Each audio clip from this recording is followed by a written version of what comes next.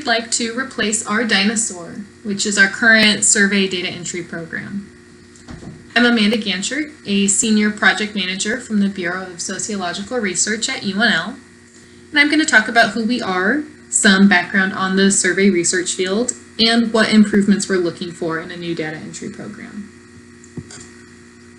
The Bureau of Sociological Research, or BOSR, was created in 1964 to collect data for the sociology department and were directed by a member of the faculty. In recent years, we've grown to generate almost $2 million per year in revenue. And we're a fee-for-service and cost-recovering unit, which means that we don't take profits off that $2 million. We just save enough for some professional development and equipment. We normally have about 30 to 40 projects in the field through mail, web, phone, or a combination of those modes. We also have a separate calling center off campus that does 3 phone surveys year-round. We're actively involved with multiple survey research organizations. We present our findings from our methodological experiments each year. We provide services to UNL departments, programs, faculty, and students. We've worked for all of the UNL colleges in the last 5 years. We also work with other universities and have worked with all 4 of the University of Nebraska campuses. We do work for the state in the Department of Ed, Department of Transportation, and Department of Labor. We're the primary data collectors for the Department of Health and Human Services. And we work with not-for-profit organizations as well. And as you can see, we offer a lot of research services such as questionnaire design, survey administration, data entry, and transcription. But one of the most difficult and time-consuming services right now is our data entry of paper surveys. And now for some background on the survey research field. So we often use random samples to gather data and then make generalizable statements about the population. For example, in 2019, about 85% of Nebraskans were somewhat or very satisfied living in Nebraska. We didn't ask every Nebraskan, but because we used a random sample, we're able to make that generalized statement about all Nebraskans. Until the late 90s, the survey field mainly used the random digit dialing method for selecting people for surveys. This involved generating telephone numbers at random and calling them to complete a survey with an interviewer asking the questions and then entering their answers. Now, however, it's harder to reach people by telephone. There are call blockers, interviewers are mistaken for telemarketers, and fewer people are answering their phones. In the late 90s and early 2000s, the field of survey research knew it had to find a new way to reach people, and it turned to mail surveys. We're able to get random samples of addresses because of the delivery sequence file, which is the U.S. Post Office's list of all mail deliverable addresses.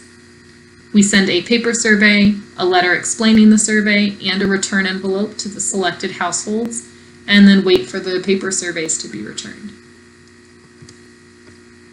Then we process those return surveys. We use principles of visual design to make completing the survey easier for respondents. What's easier for respondents is not compatible with technology that would let us scan paper surveys and then automatically generate the data.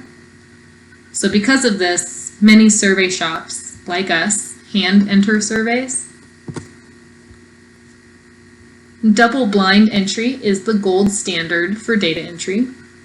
Here, one person enters the survey, then another person verifies the same survey, not by glancing at the data to see if it looks right, like a lot of the data entry programs do, but the second person actually enters the survey again without seeing the first person's entry. And other programs compare these 2 independent entries after all data has been entered.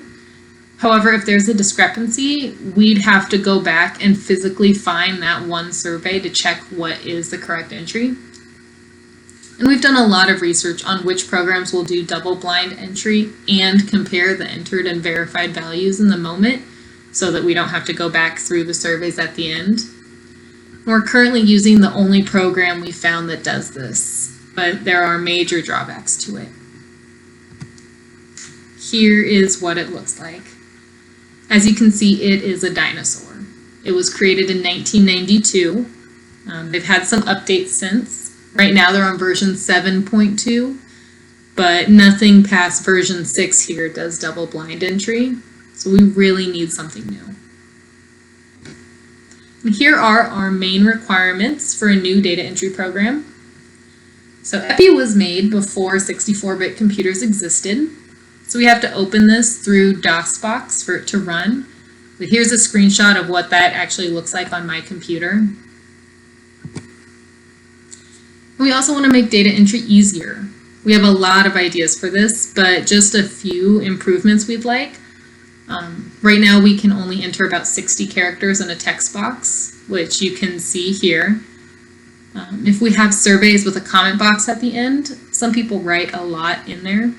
We have a workaround now where we enter and then verify these comments in Excel files and then have to compare those two files and then merge them onto the final data set, which is a lot of extra work for data entry staff and the project staff who clean the data at the end. We'd also like to restrict the access our data entry staff have, maybe by adding an admin side. So there are buttons, like the ones at the bottom of the program, that they've found that we didn't know what they did before. And it causes problems when cleaning the data. So you can see at the bottom there's an option to delete the whole record that they've just entered, and we don't want them to be able to do that. And Bozer strives to be inclusive, and we employ a few data workers with disabilities, so we'd like this new program to work with accessibility software. So currently, our program can't go full screen. Here is as big as it gets on my desktop, which makes it hard for people with vision issues. It'd also be great for it to work with some dictation software for those who have difficulties typing. A new data entry program would also increase our legitimacy to our employees.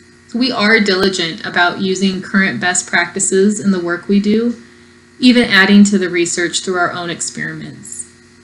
And even though we have continually done our homework and we know that EPI is currently the best of what's out there, our new employees are likely to doubt our reputation for using current best practices and how seriously we take data quality when we put them in front of EPI.